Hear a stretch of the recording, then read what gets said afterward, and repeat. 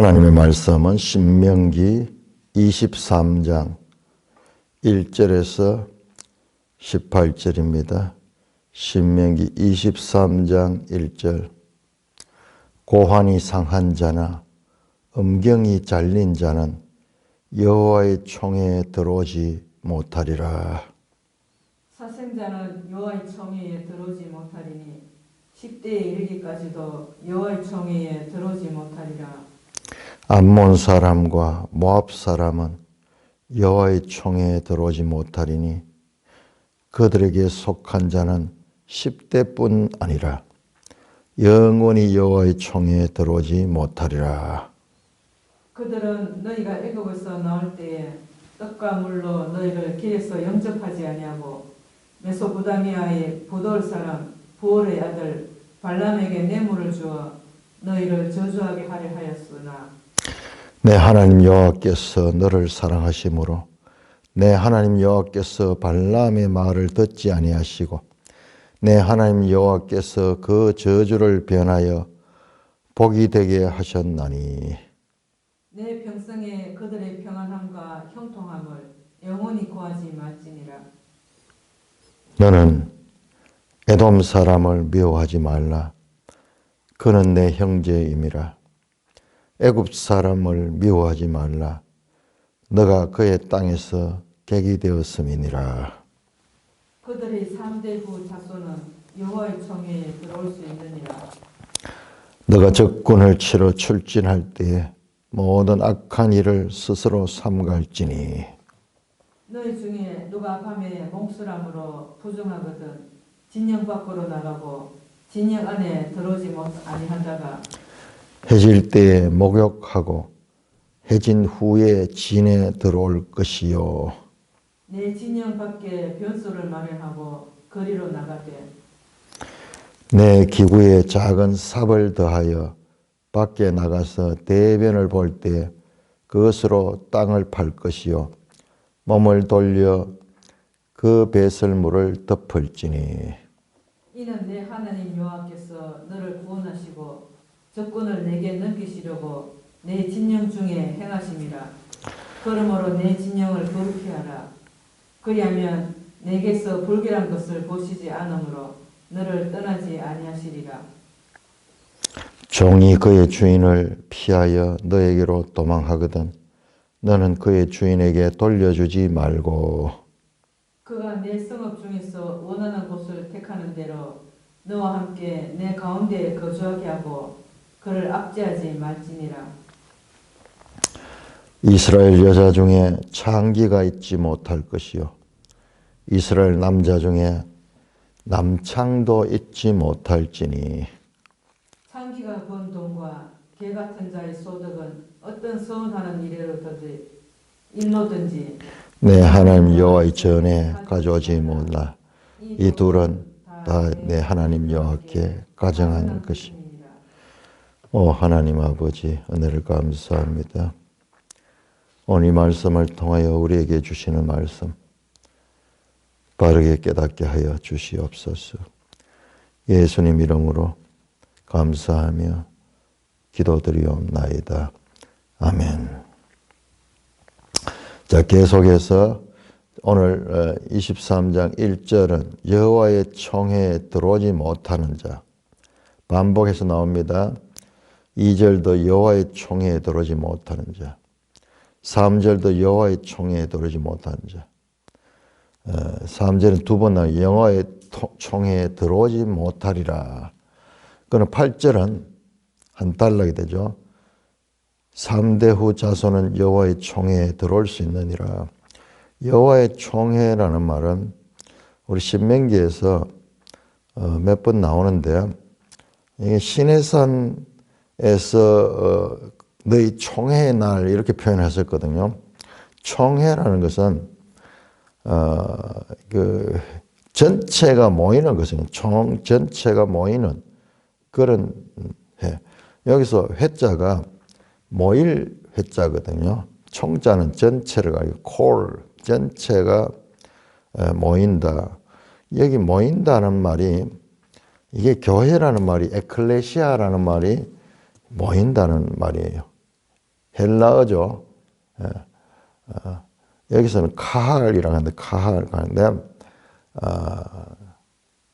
여호와의 총회. 오늘날 우리 교회 그러면 사람들이 자꾸 건물을 생각하는데 교회의 건물은 교회당이고 교회는 사람이에요. 사람 모임입니다. 그래서 이제 그 이스라엘 백성, 하나님의 백성들을 가리키는 거죠. 하나님 백성들 속에 고환이 상한 자나 음경이 잘린 자는 여호와의 총회죠. 고환은 소위 불화를 이야기하고 음경은 자질을 이야기하는 거예요. 성적으로 이 상한 자. 참 이거 참 어떤 성적인 불구자거든요. 근데 성적인 불구자를 여호와의 총회에 들어오지 못하게 한다. 참 하나님이 너무 장애인을 차별하는 차별도 이런 차별이 세상에 어디 있겠어요? 불구자라고 해가지고 여호와의 총회에 들어오지 못하게. 그런데 여러분 한번 생각해 보세요. 하나님의 다른 법과 이 법이 일치가 되는가? 전혀 맞지 않죠. 만약 이 본문을 딱 잘라가지고 딱 보면은 정말 하나님은 이 불구자들, 장애인들을 하나님만큼 차별하는 분이 없어요. 이거 보세요. 그렇지만은 우리 앞에 나오는 쭉 내용들을 보면은 하나님만큼 고아나 과부나 객이나 장애인이나 그 다음에 사회적 약자들 항상 우선해서 그들을 보호하라고 말씀하시는 하나님의 일반적인 성품하고 지금 이분은 너무나 맞지 않죠. 그러니까 우리는 이런 부분들을 그런 성경을 우리가 잘못 해석하는 게 전체적인 맥락을 보지 않고 한 부분만 딱 끊어가지고 이렇게 보면은 정말 사랑의 하나님, 세미하시고 자비하시고 긍휼이 많은 세상의 이 법들과 완전히 구별되는 사회적인 약자들, 사회적으로 눌린 자들을 사랑하시고 그들을 보살피도록 하는 하나님의 성품이 온데간데 없어지고 차별과 그리고 이 적대적인 그런 하나님으로 보게 되는 거예요. 그래 이런 본문 나오면은 우리가 주의 깊게 봐야 되는 거예요. 왜 이럴까? 왜 이럴까? 하나님의 일반적인 성품하고 맞지 않잖아요. 그런데 이 부분을 오늘 우리 매일 성경에서 아주 잘 해석하고 있습니다. 이건 뭐냐 그러면은 자, 우리는 잃어버리면 안 됩니다. 계속 신명기를 보면서 신신당부 가나안 땅에 들어가거든. 거듭거듭해서 마땅히 지켜야 될 부탁을 하는 거예요. 신신당부. 당부하는 게 당자가 이 마땅할 당자예요. 가나안 안에서 지켜. 그러니까 항상 가나안을 전제를 해야 돼. 가나안. 그러니까 가나안 안에는 이런 소위 고자가 있는 거예요. 고자가 누구냐 그러면은 이 고자가 이교적 종교 의식을 행하는 자발적 거세와 관계있다. 이거 참 내가 딴 주석을 여러 권 봤지만 이걸 다루고 있는 건 못 봤는데 여기 나오네요. 자발적 거세와 관련이 있다는 거예요. 자 보세요. 우리가 어제도 그런 이야기 했지만 하나님보다 더 지나친 의로운 그런 이 사람들이 있어요. 하나님은 어미새와 새끼새가 있을 적에 어미새는 살려주고 새끼새는 네가 마음대로 취하해서 뭐한테 취하겠어요? 결국 뭐 음식으로 만드는 거 아니겠어요? 그렇게 가하다고 그렇게 허락하셨어. 무조건 새 같은 거는 잡으면 안 되고 그것은 먹으면 안 된다. 그런 법이 아니라 사람에게도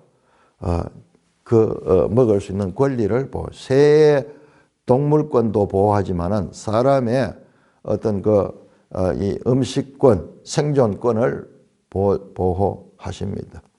그런데요, 이 성적인 이런 것들이 불결하고 그렇다고 해가지고 진짜 거시하는 사람들이 교회 역사에 보면 많이 나오고요. 예를 들어서 천주교 신부들 같은 사람들 저거 보세요. 결혼하지 않잖아요. 그 성경에 어디에 결혼하지 말라는 법이 어디 있습니까? 수녀도 마찬가지고. 지나친 하나님보다 더 지나치게 거룩한 거예요. 그게 거룩입니까? 하나님 뜻을 모르는 거예요. 하나님 뜻은 생존하고 번성하라. 이게 이 최초의 인간에게 주신 명령이에요. 명령. 그런데 어떤 자신의 종교적 신념에 따라서 또는 지나치게 성적인 것을 혐오하는 거예요. 우리 뒤에 보면요 나오는데 결혼하고 그 아내를 즐겁게 해줘라. 즐겁게 해줘라. 성의 아름다움과 성의 엄격함을 동시에 가르치고 있어요. 잠언 같은 데도 보면요. 여자하고 성관계 하는 거는 그건 나쁜 것이다. 그렇게 하지 않아요.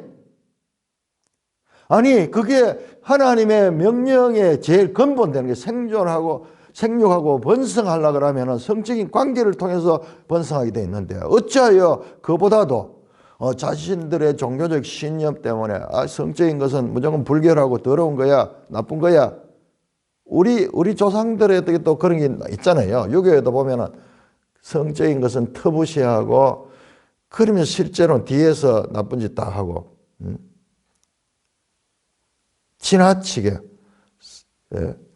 성적인 것을 터부시하면서 그래서 자기들은 결혼도 하지 않고 심지어는 거세를 해가지고 성적인 욕구를 전혀 느낄 수 없도록 만들어버리는 지나친 열심이에요. 이건 하나님 말씀과 전혀 상관없는 거예요.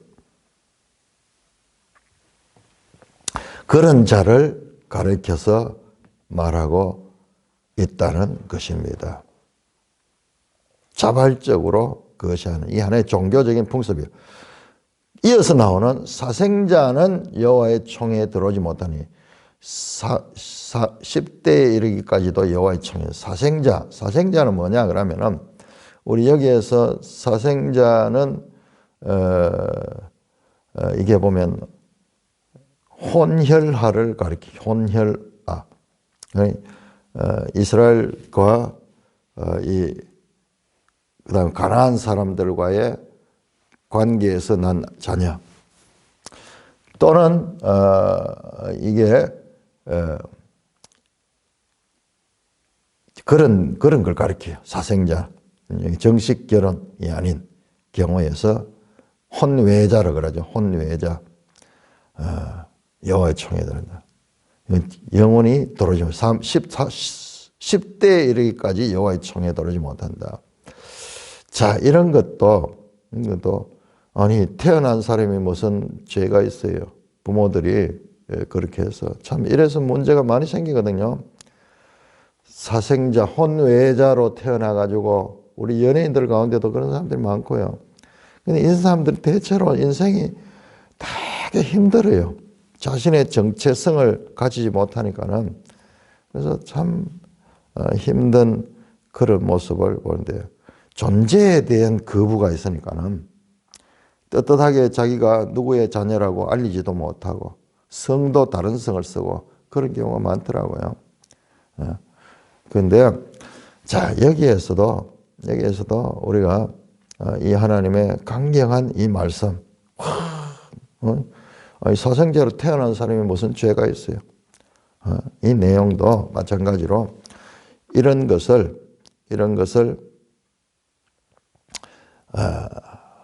사생자를 놓지 않도록 하는 그런 강조가 이 속에 들어 있습니다. 자, 우리가 신약에 오면요, 이런 것들이 다 폐지됩니다. 다 폐지되고 그리스도 안에서 유대인이나 이방인이나 남자나 여자나 차별이 없다. 차별이 없다. 자, 그런데 이 율법에서 이런 여호와의 총회의 거룩성을 유지하기 위해서 이런 강경한 법이 있습니다. 그다음에 암몬 사람과 모압 사람은 여호와의 총회에 떨어진다. 이렇게 딱 찍어가지고요. 암몬 사람과 모압 사람, 암몬 사람과 모압 사람, 뭐 누구예요? 우리는 알죠. 이들의 조상이 바로 롯이라는 거. 롯과 그의 딸이 이 암몬과 모압의 조상이죠. 사실상 이 암몬과 모압 사람은 근본적으로 우리 앞에서 나왔던 근친상간 금지, 사람이 그 아버지 아내를 취하여 아버지 하체를 들이면 이건 더 심하죠. 더 심하죠. 아버지와 딸이 관계에서 자손이 생겨났던 그런 특수한 그런 사람들입니다. 그런데 여기서 그걸 가리킨 게 아니고 이유를 설명합니다. 여기에서는 암몬 사람과 모압 사람은 10대뿐 아니라 앞에 나오는 사생자는 10대만 들어오지 못한다 그랬죠. 10대뿐 아니라 이거는 영원히 여호와의 총회에 들어오지 못한다. 설명을 합니다. 이유를. 그들은 너희가 애굽에서 나올 때 떡과 물로 너희를 길에서 영접하지 아니하고 메소포타미아의 부돌 사람 부올의 아들 발람에게 뇌물을 주어 너희를 저주하겠다. 그 민수기 22장에서 24장에 나오는 그 발람과 발락 그 사건 있잖아요. 그때 이 발락이 그 암몬 족속의 왕이야. 모압 족속, 암몬 족속 거의 가까이 붙어 있습니다. 그래서 이 하나님 백성들을 저주하게 했던 그런 사건들, 과거에 출애굽할 때 일어났던 이 사건. 자, 앞으로 보면은 너희가 애굽에서 나올 때 너희에게 행했던 것, 애굽에서 나올 때 그들을 박해하고 그들을 공격하고 그들의 뒤를 찌르고 했던 이것은 평생 잊지 못해요. 24장 9절에도 보면은 24장 9절에 보면은 너희는 애굽에서 나오는 길에서 내 하나님 여호와께서 미리암에게 행하신 일을 기억하라. 애굽에서 나오는 길 일어났던 이거를 되게 특별한 사건으로 봅니다. 이때 일어난 사건들을. 그러면서 그렇지만 하나님께서 그 발람을 통해서 메소포타미아에서 온 선지자를 초청해, 유명한 선지자를 초청해가지고 저주해라고 그랬거든요. 그런데 하나님께서 그 입을 주장하셔가지고 저주하라는 말이 복을 축복하는 말로 바꿔버렸죠. 그 이야기를 하고 있습니다. 네 평생에 그들의 평안함과 형통함을 영원히 구하지 말라. 와, 참 독하죠. 평생 그들을 저주하라 이 말이죠. 평안함과 형통함을 영원히 구하지 말라 하는 말은 그들과 화해하지 말라는 거예요. 참 그걸 보면은 하나님이 이런 부분 보면은 너무 이 속이 좁다 그럴까요? 막 그렇게 보이잖아요. 그런데 자, 우리가 계속 생각해야 되는 것은 가나안 땅에 들어가서 이스라엘 백성들이 거룩함을 유지하기 위해서는 이런 강조가 필요한 겁니다. 이런 강조입니다. 그러나 실제적으로 보면요. 실제로 보면은 저 암몬 여인 나아만은 그 솔로몬의 아내였어요. 솔로몬의 아내, 암몬 여인. 르호보암의 어머니요.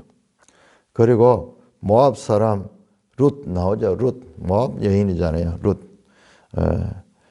그런 것들을 우리가 볼 수가 있습니다. 그러나 가나안 땅에 들어갈 때 이런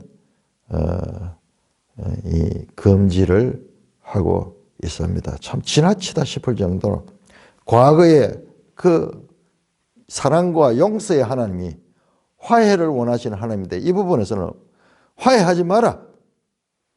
우리 역설을 봅니다. 우리 앞에서 봤죠? 6계명 살인하지 마라 그랬지만은 반드시 죽여라 하는 법이 그 안에 들어있다는 거예요. 그렇듯이 그런 큰 관점에서 하나님의 명령을 우리가 막 따져가지고 그런 게 아니라 여기 이런 명령은 그냥 이스라엘 이 당시에 출애굽 2세대는 그냥 순종해야 돼요. 그 다음에 보세요. 7절에 에돔 사람은 미워하지 마라 그래. 그 대신 반면에 아니 에돔 사람은 또 왜 미워하죠? 에돔은 그는 네 형제다. 애굽 사람을 미워하자. 네가 그의 땅에서 객이 되었다. 에돔은 에서의 후손이고 뭐 사실상 앞에 나오는 모압과 암몬도 그들과 인척이잖아요. 그 롯과 아브라함은 삼촌 관계니까는. 자, 그런데 에돔 사람도 나오는 길에 이스라엘 백성들에게 해를 끼쳤어요. 해를 끼치고 길을 열어주지 않고 그래가지고 참 이스라엘 백성들이 많이 힘들게 했는데 그런데 그건 또 미워하지 마라 그래. 애굽 사람을 미워하지 마라. 애굽은 철천지 원수인데 네가 그의 땅에서 객이 되었다. 그러면서 그들의 3대 후 자손은 여호와의 총회에 들어올 수 있다. 카할합니다. 여호와의 카할 총회에 들어올 수 있다. 그들과는 계약할 수도 있다. 평화조약을 맺을 수도 있다. 그런 뜻으로 해석하는 경우도 있습니다. 자, 여기에서 입장 가능한 사람들과 입장 불가한 사람들 그리고 입장이 영원히 불가한 사람과 10대 동안만 이 불가한 사람 그 다음에 3대 후에는 입장할 수 있는 그런 사람을 분류하고 있습니다. 이것은 예배 공동체인 이스라엘의 거룩함을 지키기 위한 그와 같은 법인 것을 알 수 있습니다. 자, 이어서 이스라엘의 거룩성을 또 나타내는 그런 내용이 나오는데요. 자, 9절입니다. 네가 적군을 치러 출진할 때 모든 악한 일을 스스로 삼가자. 전쟁할 적에는 특별하게 근신하는 거야. 근신하. 모든 악한 일을 삼가하라. 구체적으로 그러면은 무엇을 또 우리가 이것은 별로 중요하게 생각 안 하는 그런 문제인데 이거를 그냥 누가 밤에 몽설함으로 부정하거든 진영 밖에 나가고 진영 안에 들어오지 않다. 여기서 몽설한다는 것은 미켈라 라일라 밤에 이 일을 한다 뭐 그런 뜻인데 이거는 성관계가 없이 혼자 사정하는 그런 남자들의 성인이 되면은 이 뭐 젊을 때 이런 게 많이 있어요. 꿈속에서 막 성관계를 하는 거예요. 그래서 혼자 그렇게 사정하는 그거를 이야기하는데 자 그런 경우에는 진영 밖으로 나가서 진영 안에 들어오지 않다. 해질 때 목욕하고 해진 후에 진을 들어오겠다. 아니 하나님께서 성관계를 할 수 있도록 다 만들어 놓고 또 성관계를 아름답게 해놓고 또 이런 거는 또 지나치게 이게 무슨 뭐 자의적인 것도 아니고 그런데 이것을 뭐 이건 죽이라면 그런 건 아니잖아요. 잠깐 밖에 나가서 있다가 목욕하고 다시 돌아라. 뭔가 우리가 알지 못하는 그런 게 있어요. 우리 이 창세기 38장에 보면은 그 유다의 아들 그 오난이라는 아들이 성관계를 하다가 성관계를 그 설정을 그 자궁 밖에 그렇게 설정해서 자녀를 낳지 않으려고 그로 인해서 하나님 진노를 받아 죽죠. 그러니까 우리가 잘 이해하지 못하는 그런 부분이 있어요. 자간 이런 부분을 이거는 그냥 성 밖으로 나갔다가 그 진 밖으로 나갔다가 그 다음에 좀 새로 모욕하고 다음날 들어오도록 그렇게 합니다. 왜 그런가? 이유를 생각해야 됩니다. 아니 뭘 이걸 가지고 이렇게 하는가? 그래서 뒤에 나온 내용을 그 다음에 진영 밖에 변소를 말하고 걸어 나가되 기구에 작은 삽을 더해라. 근데 이걸 보니까는 참 놀라운 게 군인들 군장이 있거든요. 전쟁하면은 탁 메고 나가는 군장이 있거든요. 거기 보면 필수적으로 모포가 있고 그 다음에 무슨 기본적인 필요성이 있는데 반드시 군장 밖에는 야전삽 하는 게 야전삽. 이렇게 접을 수 있는 야전삽이 있거든요. 그 이야기예요. 작은 삽을 가지고 가서 대변을 볼 때는 그냥 보고 버리지 말고 그 땅을 파서 그렇게 묻으라는 거예요. 그래서 몸을 돌려 그 배설물을 덮을지니. 자, 이게 강조하는 거면 이렇게 하지 않았던 거예요. 가난한 사람들도 이렇게 하지 않는 거예요. 이게 우리는 지금 이해를 못해요. 우리 어린 시절에 그 동네에 그 방천이 있거든요. 화장실이 변변찮으니까는 애들이고 뭐 이런 사람들이, 예? 그 사람들도 전부 어디 노상에다가 거기다 볼일을 보는 거예요. 뭐 소변은 덜 하지만은 배변을 그어서 보는 거예요. 애들 뭐 전부 노는. 그래서 가다 보면은 이걸 밟는 수가 있어요. 발만 미끄러지고 뭐 그런 게. 그 오늘 우리 입장에서는 상상하지 못한 일들이 불과 얼마 전에도 우리가 사는 곳에 있었어요. 예? 특별히 내가 살던 곳은 피난민촌이라서 더 그랬던 것 같아요. 더 그랬던 것 같아요. 아마 일반 마을에는 가난한 마을이라도 그렇지는 않았을 것 같아요. 우리는 공동변수를 썼거든요. 공동변수 가면은 때로는 아침에는 가면은 줄을 많이 서야 돼요. 막 오래 기다려야 돼요. 못 참는 경우가 있어. 그러니까 그 방천에 나가면은 뭐 온 그 지뢰밭이라 그러는데 그런 게 많았어요. 자, 그게 지금 이스라엘은 그런 것을 금하는 건 아니지만 그랬다면은 그거를 반드시 땅을 파가지고 그 흙을 덮으라는 거예요. 근데 고양이도 보면 이렇게 하거든요. 고양이도 보면은 개나 뭐 이런 거는 그래 잘 안 하는데 고양이도 보면은 볼일 보고는 이걸 땅을 파가지고 이걸 덮더라고요. 자, 이게 뭐냐 그러면 여기 보세요. 이쪽에는 아주 건조한 지역이거든요. 이제 낮에 되면 이게 다 말라가지고 나중에 어떻게 되면 먼지가 되고 이게 가루가 되는 거예요. 결국 이게 전부 이 자기들 진영 쪽으로 이게 들어오게 되면은 이런 것들이 전염병을 일으키고 이런 것들이 위생을 나쁘게 하는데 결정적인 거예요. 유대인들이 하나님의 위생법이 얼마나 놀라운지 몰라요. 지금 오늘날 보면 별거 아니지만 이 당시에 딴 사람들은 이렇게 안 하거든요.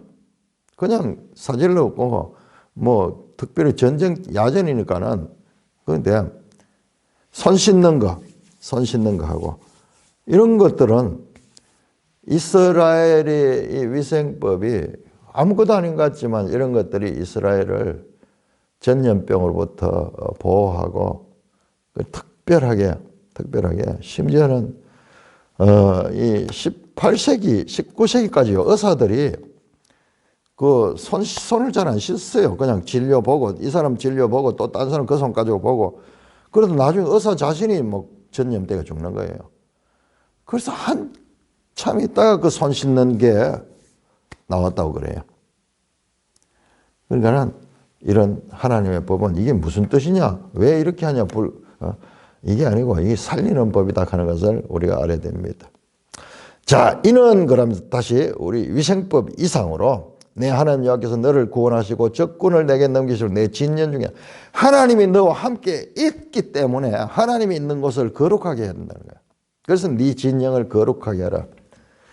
그래야면 내게서 불결한 거 보지 않으면 너를 떠나지나. 하나님이 막 사람같이 막 온데다 막 불결하고 막 이러면은 하나님 마치 떠나시고 아이고 들어오라 그러면서 사람들이 막 피하듯이 그런 표현을 쓰시는데 이건 뭐냐 그러면 그만큼 하나님이 전쟁 때는 하나님이 함께 하신다. 물론 이 평소에도 함께 하시지만 특별히 전쟁 때는 여호와의 전쟁이라고 하잖아요. 그러니까 항상 하나님을 의식하고 그런 전쟁에 임하라는 말씀입니다. 더불어서 부차적으로 위생적인 그런 부분도 그것까지는 여기서 말씀 안 했는데 더불어서 그런 유익도 있는 거예요. 먼저 그 나라와 그 의를 구하라. 그리하면 이 모든 것, 우리의 삶에 필요한 것을 더해 준다든지, 먼저 하나님 우선으로 하면은 나머지는 덤으로 주는 건데, 덤으로 주는 것들이 때로는 생명을 살릴 때가 있는 거예요. 이것도 무슨 말입니까? 결국 하나님 늘 그 신전 의식 코람데오 하나님 앞에 있는 같은 그런 생각을 가지고 그렇게 특별히 전쟁에 나갈 이런 위기의 시간에는 더 하나님을 의식하고 살아라. 우리 신약 성경에서는 심령 성전을 거룩하게 하라. 마음에 막 깨끗한 마음을 가질 수 있도록 그런 것과도 연결해서 하나님이 계시는 곳 성전이죠. 그것이 그 성전에는 거룩한 구별이 있어야 된다. 지금 계속 그와 같은 거죠. 1절에도 총회에 들어오고 안 오고도 전부 그런 하나님 앞에 거룩한 공동체로서의 유지를 말씀하고 있습니다. 자, 15절입니다. 종이 주인을 피하여 내게 도망하거든. 여기 이 종은 여기 지금 구체적으로 안 나오는데 이방인 종일 수가 있는 것 같기도 해요.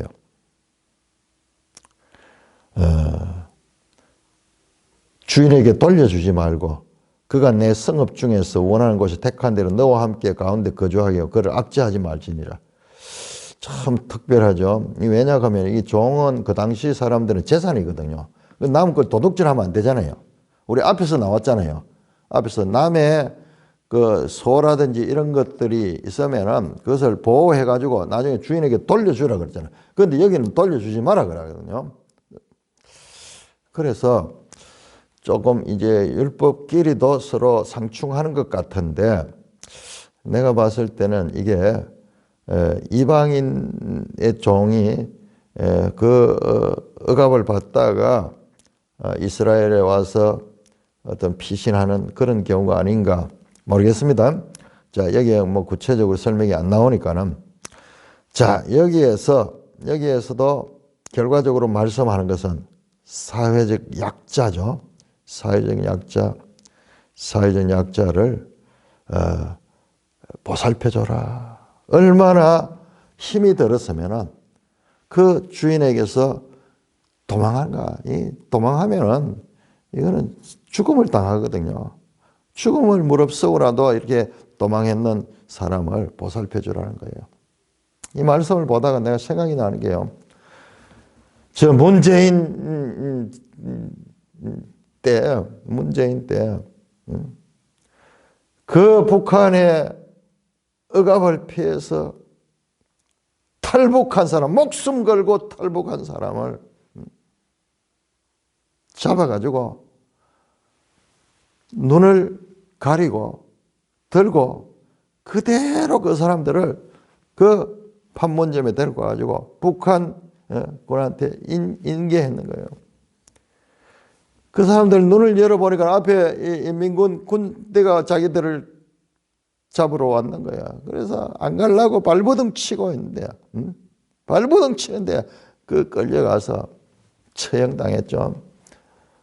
얼마나 악한 일을 했는지 몰라요. 인권 변호사래요. 인권 변호사 자신이.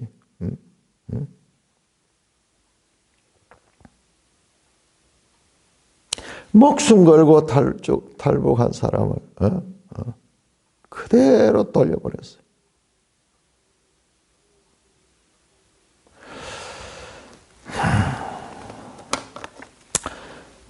자, 그들을 거주하게 하고 압제하지 마라. 우리나라가 지금 잘하고 있죠. 탈북민들 정착하면은 지원 다 해주잖아요.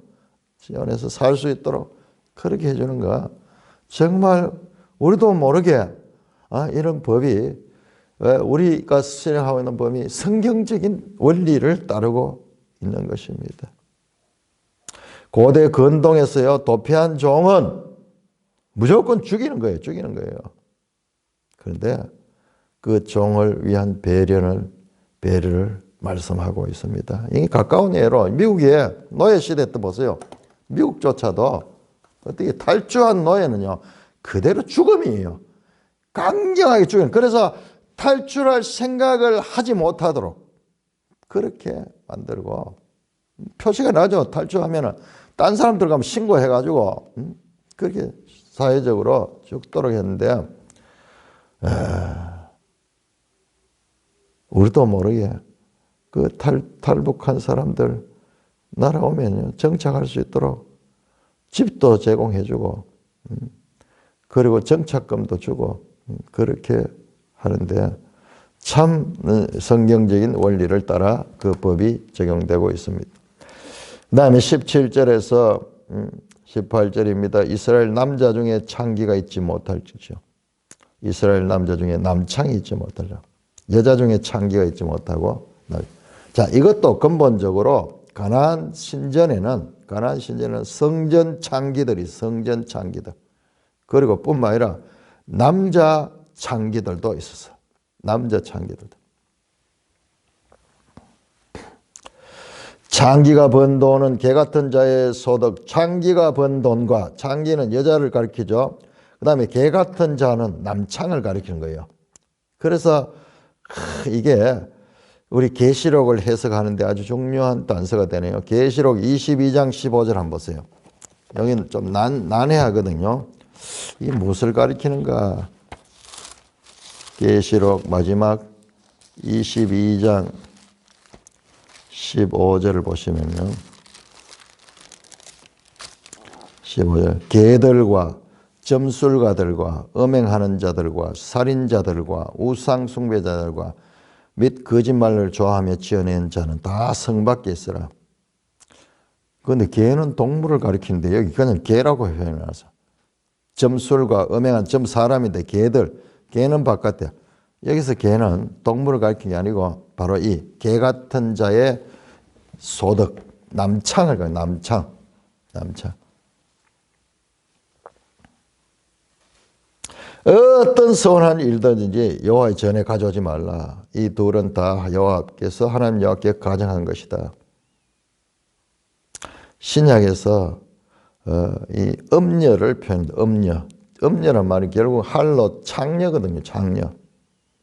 그것은 하나님을 대적하는 가정한 존재의 총칭이에요. 총칭. 자, 무조건 소득, 돈이라고 해야죠. 다 받는 거지. 이런 돈, 과정이 중요하다. 그 과정을 중요시한다. 더러운 돈은 여호와의 성전에 가져오지 마라. 무조건 뭐 결과적으로 돈이니까 다 좋은 거지. 그게 아니에요. 어떤 과정을 통해서 돈을 벌였는가를 중요시하고 있는 것을 봅니다. 그런데요, 예수회 또는 예수회는 알고 보면 공산주의 사상이 예수회로부터 나왔어요. 그들의 주장이 뭔지 아세요? 대표적인 게 목적은 수단을 정당화한다는 거예요. 목적은 수단을 정당화한다. 목적을 위해서는 어떤 방법과 수단도 관계없다. 그래서 그 사람들이 거짓말을 그렇게 많이 하는 거예요. 거짓말. 공산주의자들은 전부 거짓말이에요. 전부 거짓말. 오늘도 세계 외교 국가에서 저 소련, 중국, 북한은 말할 것도 없고 중국 통계 같은 그건 못 믿어요. 못 믿어요. 전부 거짓말. 왜냐하면 그들은 하면 그 사상 자체의 기본에 목적을 위해서는 수단 방법에 관계없다는 거예요. 그래서 처음에는 많이 속았죠. 이건 보세요. 북한에 지금 우리가 얼마나 많은 그 원조를 해주고, 그다음에 저 미국도 돈을 주는 자체 원자 폭탄을 만들지 않겠다고. 그래서 그 원자로 폭파도 하고 하면 벌써 우리 때도 지금 봤잖아요. 전에 김정일 때도 폭파했고, 그 미국에 돈 받아가지고 폭파하면서 우리는 이제 안 한다. 그러고 얼마 전에 문재인 때도 안 했습니까? 예? 그 폭파하는 거 쇼 하잖아요, 쇼. 그래서 돈 끌어모으고, 그럼 나중에 또 하고. 이들과는 약속을 할 수가 없어요. 이거는 절대로 믿으면 안 돼요, 그들 말을. 그런데 어리석은 사람들이 계속 뭐 거기에 속아 넘어가면서 그렇게 하고 있는 거죠. 자, 23장 19절에서 24장 9절까지입니다. 23장 19절. 23장 19절입니다. 네가 형제에게 구워주거든 이자를 받지 말지니 곧 돈의 이자, 식물의 이자, 이자를 낼 만한 모든 것의 이자를 받지 말 것이라. 타국인에게 내가 구워주면 이자를 받아도 되거니와 내 형제에게 구워주거든 이자를 받지 말라. 그리하면 내 하나님 여호와께서 내가 들어가서 차지할 땅에서 내 손으로 하는 범사에 복을 내리시리라. 내 하나님 여호와께서 서원하거든 여호와께서는 갚기를 더디하지 말라. 내 하나님 여호와께서 반드시 그것을 네게 요구하시리니 더디면 그것은 네게 죄가 될 것이라. 내가 서원하지 아니하시면 무지하리라. 그러나 내 입으로 말하는 것은 그대로 실행하도록 유의하라.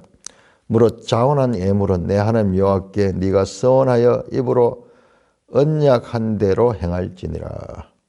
내 이웃의 포도원에 들어갈 때에는 마음대로 그 포도를 배불리 먹어도 되느니라. 그러나 그릇에 담지는 말 것이요. 내 이웃의 곡식밭에 들어갈 때에는 네가 손으로 그 이삭을 따도 되느니라. 그러나 내 이웃의 곡식밭에 낫을 대지는 말지니라. 사람이 아내를 맞이하여 데려온 후에 그에게 수치되는 일이 있음을 발견하고 그를 기뻐하지 아니하면 이혼 정서를 써서 그의 손에 주고 그를 자기 집에서 내보낼 것이요. 그 여자는 그의 집에서 나가서 다른 사람의 아내가 되려니와 그의 둘째 남편도 그를 미워하여 이혼 정서를 써서 그의 손에 주고 그를 자기 집에서 내보냈거나 또는 그를 아내로 맞이한 둘째 남편이 죽었다 하자. 그 여자는 이미 몸을 더럽혔은즉 그를 내보낸 전 남편이 그를 다시 아내로 맞이하지 말지니 이 일은 여호와 앞에 가정한 것이라. 너는 내 하나님 여호와께서 내게 기업으로 주시는 땅을 범죄하게 하지 말지니라. 사람이 새로이 아내를 맞이하였으면 그를 군대로 내보내지 말 것이요 아무 직무도 그에게 맡기지 말 것이며 그는 1년 동안 한가하게 집에 있으면서 그가 맞이한 아내를 즐겁게 할지니라. 사람이 맷돌이나 그 윗짝을 전당 잡지 말지니 이는 그 생명을 전당 잡음이니라. 사람이 자기 형제 곧 이스라엘 자손 중 한 사람을 유인하여 종으로 삼거나 판 것이 발견되면 그 유인한 자를 죽일지니 이같이 하여 너희 중에서 악을 제할지니라. 너는 나병에 대하여 삼가서 레위 사람 제사장들이 너희에게 가르치는 대로 네가 힘써 다 지켜 행하되 너희는 내가 그들에게 명령한 대로 지켜 행하라. 너희는 애굽에서 나오는 길에서 내 하나님 여호와께서 미리암에게 행하신 일을 기억할지니라. 예. 자, 다시 이제 법이 나옵니다. 자, 이 제8계명 지금 이 본문은 23장 19절에서 24장 7절까지를 제8계명 즉 도둑질하지 말라와 연관이 됐다고 이제 이 학자들이 구분하는 카우프만 한 사람 그렇게 구분하는데 그게 과연 적용이 될까? 한번 내용을 한번 살펴보십시다. 그리고 우리 이 매일 성경의 그 크리스토퍼 라이트는 이런 부분들은 다 앞에서는 내 부모를 공경하라. 그 다음에 절기 이런 거 모여 있던 거 좀 확인했죠 우리가 절기. 그 다음에 이 간음까지도 다 이런 모여 있었는데 이 부분은 좀 섞여 있다 그렇게 표현하는데 그런데 카우프만 한 사람은 이거는 8계명과 연관된다 그러면서 딱딱 끊었어요. 그런데 그 본문을 보면서 도둑질하지 말라 연관이 되는가 한번 보십시다. 자, 형제에게 구워주거든. 자, 그 다음에 여기에서 이자에 관한 규정은 두 개로 나눠집니다. 형제에게, 즉 자국민에게 이스라엘에게 관계와 그 다음에 타국인 20절에 외국인과의 관계가 구별이 됩니다. 자국민에게는 이자를 받지 마라. 절대 이자를 받지 마라. 그러나 20절에 타국민에게는 이자를 받아도 된다. 그러나 다시 강조하면 네 형제에게 구워죽은 이자를 받지 마라. 그리하면 내 하나님 여호와께서 내가 들어 차지할 땅에서 내 손으로 하는 범사의 복을 내릴 것이다. 자, 이건 권면사항이죠. 권면사항이죠. 하나님이 이자를 받는다 해서 처벌한다 그런 말은 없고 그 대신에 그렇게 하면 네가 복을 받을 거다. 무이자로 빌려주라. 그러나 타국인 경우에는 그런데 요 뒤에 나오는 내용을 보면요. 그냥 이자를 받지 않는 게 아니라 저당은 잡는 것 같아요. 전당이라고 표현했는데 저당하죠. 돈을 빌려줄 때 거기에 대한 자기의 재산이나 이런 것을 담보로 해가지고 그렇게 받는데 그 보면 뒤에 담보에 대한 이야기 또 따로 나오거든요. 그러니까 담보를 받지 말라는 걸 하지 않았어요. 이자를 받지 마라. 그렇게 되었습니다. 그 다음에 타국에는 그렇겠다. 이 권면사항입니다. 권면사항. 그 다음에 21절에서 23절까지 서원했는가. 서원했으면 반드시 지키라. 서원은 함부로 하지 말고 그리고 서원을 했다면 반드시 지켜라. 서원하지 않는 경우에는 무지하지만 서원했다면 반드시 지켜라. 그러니까 항상 23절 내 입으로 말하는 것 그대로 실행하도록 유의해라. 무릇 자원한 예물로 내 하나님 여호와께 서원하 입으로 언약한 대로 행하라. 함부로 서원하지 마라. 그러나 서원했다면 반드시 지켜라 하는 서원의 법에 관한 말씀입니다. 그러니까 이게 이런 부분들이 도둑질하지 말라라는 말씀과 연관이 되는가요? 근데 카우프만 경우에는 이제 그렇게 분류를 했는데 크리스토프 라이트 경우에는 이 부분은 막 8계명, 9계명 막 이렇게 섞여 있다 그렇게 보는데 자, 우리가 한번 확인해 봅시다. 학자들의 주장 가운데 어떤 것이 더 맞는가? 다음에 특이합니다. 24절에서 25절에 이웃의 포도원에 들어가서 마음대로 먹으라는 거야. 포도원에 들어가서 먹을 수 있다는 거예요. 야, 특별하죠? 우리는 아직 들어가지 마라. 남의 거 손대면 안 돼. 도둑질하면 안 돼. 이건 또 어떻게 보면 도둑질 금지하고 연관이 되니?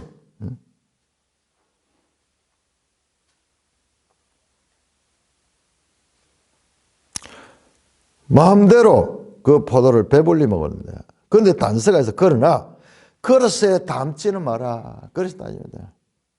담아가지고 어떻게 하면 갖고 나오는 거죠. 그건 하지 마라. 특별하죠. 야, 이런 법이 과연 있을까요? 다른데.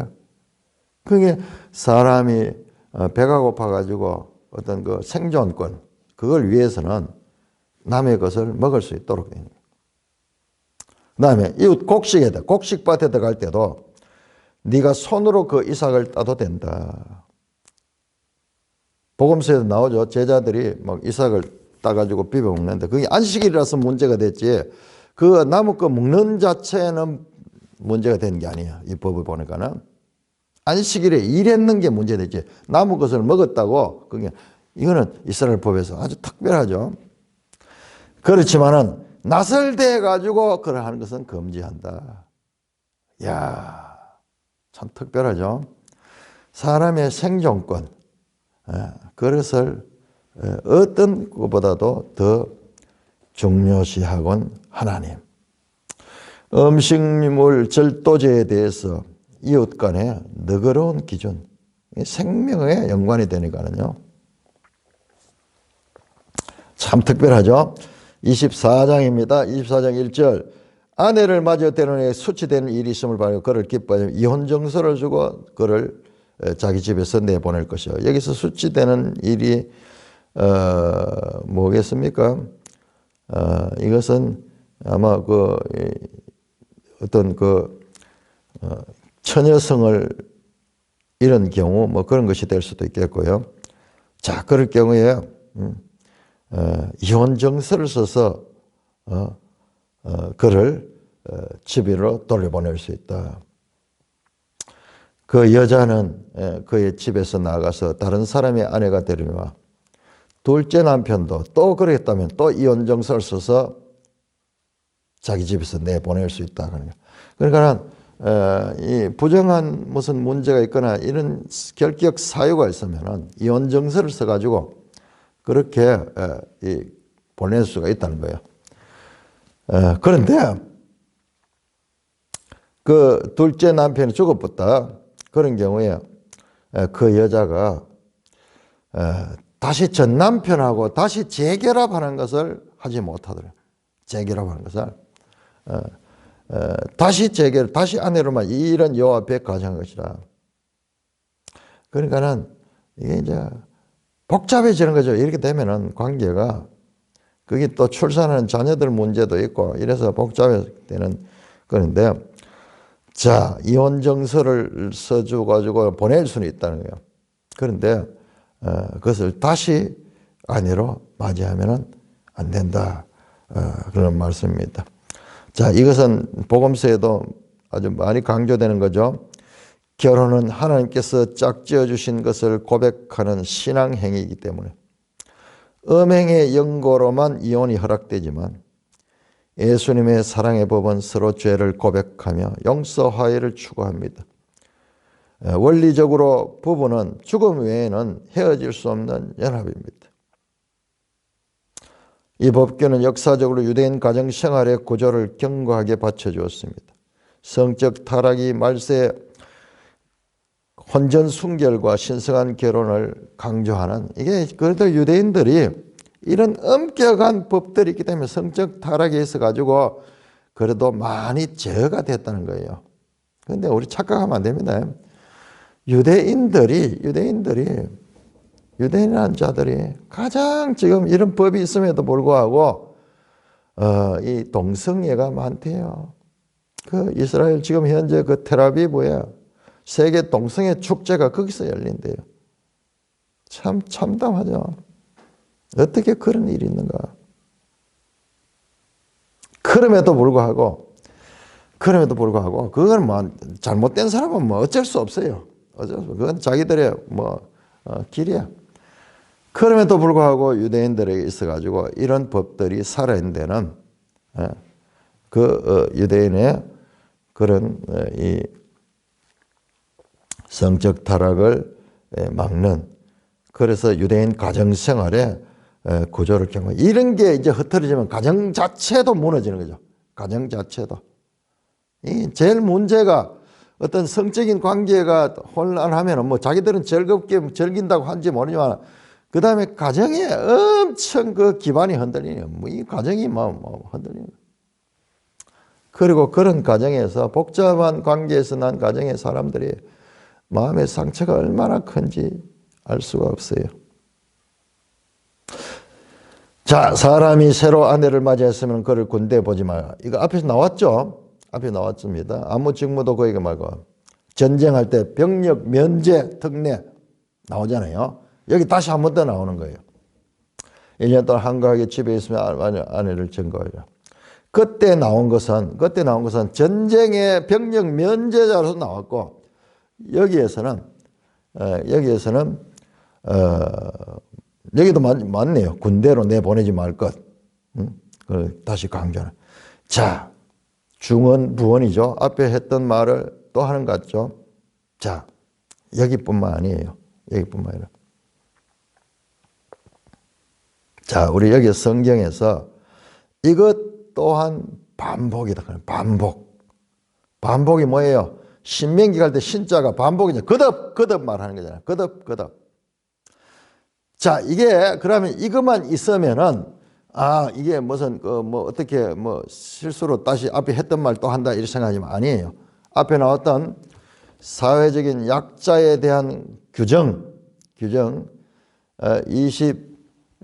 23장 20절에서 21절 24장 6절 그 다음에 24장 10절에서 15절 10절 18 또 나올 거예요. 뒤에 또 나옵니다. 사회적 약자를 배려해줘야 되는 이야기가요. 반복적으로 나옵니다. 반복적으로. 딱 못해가지고 한번 이야기하는 게 아니고.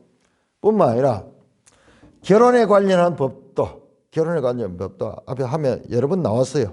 아내를 데려온 후에 지금 오늘 나왔죠. 24장 1절에서 이 4절에 나왔죠. 그런데 21장 10절, 17절, 22장 13절, 23절, 23장 1절, 그 다음에 본문 나오고, 다음 뒤에 또 나옵니다. 25장 5절에 10절. 한번 볼까요? 25장 5절에 10절은 뭔가, 여기 나오네요.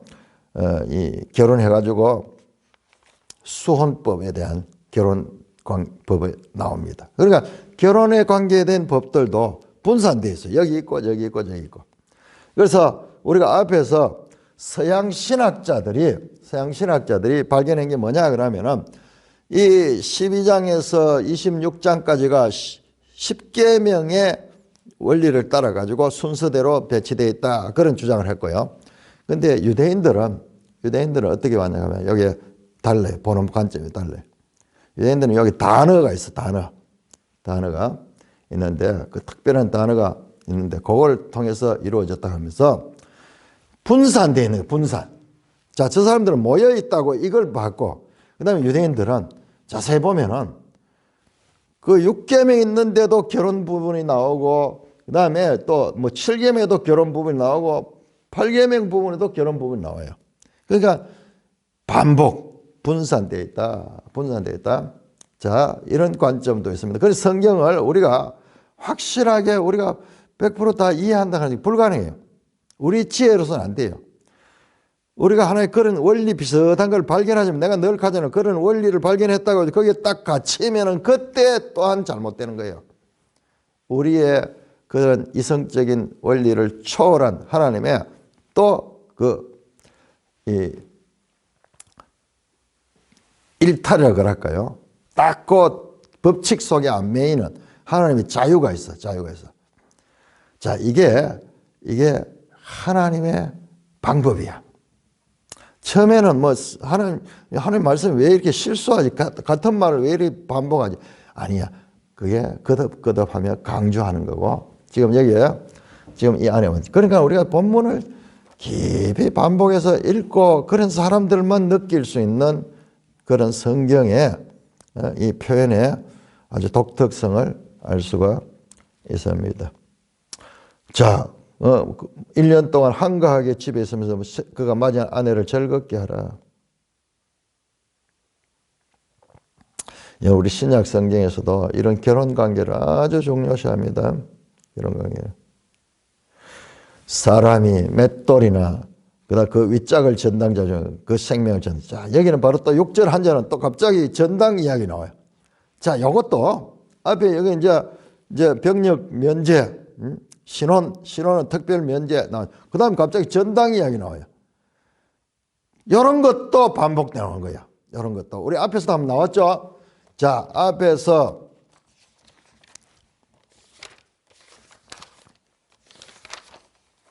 특별히 22장 1절에서 12절, 갑자기 거기에 보면은 특별히 5절에서 12절까지는 5개가 한 절마다 그 다음에 남자의 의복을 입지 마라, 여자의 의복을 입지 마라, 길을 가다가 나무 새와 새끼 있으면은 새를 어미는 취하지 마라, 그 다음에 새 집을 질 때 난간을 만들어라, 포도원에 두 종자를 뿌리지 마라. 한 절마다 다른 내용이 나왔어요. 여기 또 나오잖아요. 여기 또 그렇게 나옵니다. 자, 사람이 맷돌이나 그 윗짝을 전당 잡지 말지니 이는 생명을 전해요. 무슨 말이냐 그러면 오늘날 우리 밥솥 같은 거예요. 그러니까 맷돌은 아래 게는 되게 무겁고요, 위에 거는 좀 가벼워서, 그러면은 전당 잡을 때 위에 거만 가져가면 맷돌이 없잖아요. 못 쓰잖아요. 그러니까는 이 사람들은 돈을 갚지 않으면은 그것을 자기 굶어야 되는 거야. 그러니까는 가장 우선적으로 이 전당물을 찾아오기 위해서 돈을 갚아야 되거든요. 그래서 이제 윗짝을 가져가는. 그럼 윗짝을 가져가면 맷돌을 못 쓰는 거예요. 그 집에는 굶어야 되는 거예요. 이게 나오죠. 이는 그 생명을 전당 잡음이라. 그들의 밥줄을 끊겠느냐? 그런 뜻이에요. 그들의 밥줄을 끊겠느냐?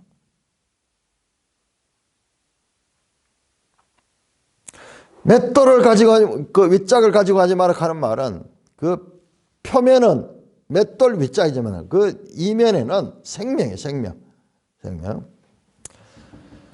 다음에 사람이 자기 형제, 여기 주로 나오죠. 사람이로 출발됩니다. 24장 1절도 사람이, 5절도 사람이, 6절도 사람이, 7절도 사람이 이렇게 나오거든요. 이런 표현법에 따라 가지고 다르다 하는 그런 관점에서 유대인 랍비들은 그렇게 법을 보는 것이 있습니다. 자, 그 다음에 사람이 자기 형제 7절입니까? 7절이네요.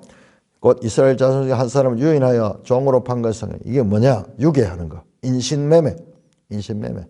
이거는 반드시 죽여라. 이같이 너희 중에 악을 제하라. 너희 중에서 악을 제하라 하는 말씀이 내가 보니까는 신명기에만 나와. 신명기만. 이게 뭐냐? 13장 6절, 17장 7절, 22장 21절, 22장 24절, 그리고 24장 오늘 7절. 이게 뭐냐? 악이 확산되는 것을 방지하는 거예요. 저 죄를 지으면은 죽음을 당하는구나.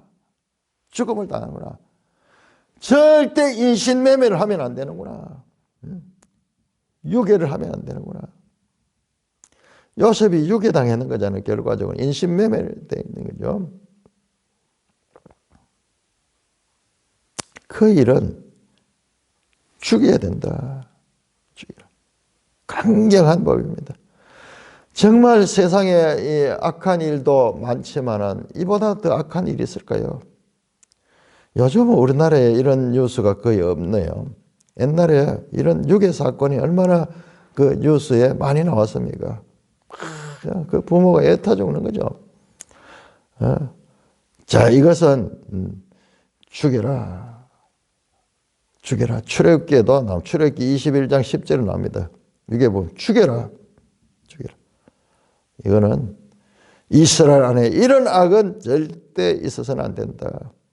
자, 나병 환자에 대해서 말합니다. 나병.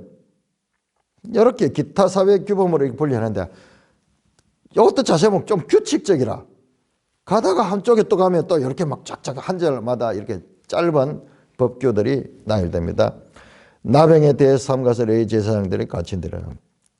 이것은 피부병이기 때문에 전염이 되기 때문에 그 레위 제사장이 그것을 잘 검사를 해가지고 그래서 이 병이 확산되지 않도록 그런 제도를 만들었습니다. 그들에게 명령한 대로 지키라. 그들은 격리를 시켜야 돼. 그리고 나중에 이제 치료 과정도 확인을 받아야 되고, 그래서 완치 판정을 받을 때까지는 격리돼야 돼. 자, 너희는 애굽에서 나오는 길에 내 하나님 여호와께서 미리암에게 행하는 일을 기억하라. 뭐죠? 애굽에서 나올 때 내 하나님께서 미리암에게 행하는 일. 민수기 12장 14절. 미리암이 모세를 무시하고 모세를 막 그렇게 대항했다가 나병이 걸렸죠. 그런데 그 미리암을요, 격리를 시킵니다. 낫지만은, 나중에 낫게 하지만은 또 격리를 시키는 이야기를 하면서, 요거는 꼬꼬무 같아요. 꼬리에 꼬리를 무는 것 같아요. 앞에서 나병 이야기 하나고, 그 다음에 미리암 이야기 나오면서 연결해서 작은 나병과 관계되는 그런 말씀으로 나오고 있습니다. 좀 우리가 봤을 적에 좀 지리한 그런 그 법규들 계속 이어서 나옵니다. 인내를 가지고 우리가 26장까지를 봐내야 됩니다. 그래야지 우리가 진정한 이제 신명기를 이해할 수 있게 될 것입니다. 찬송가 211장입니다.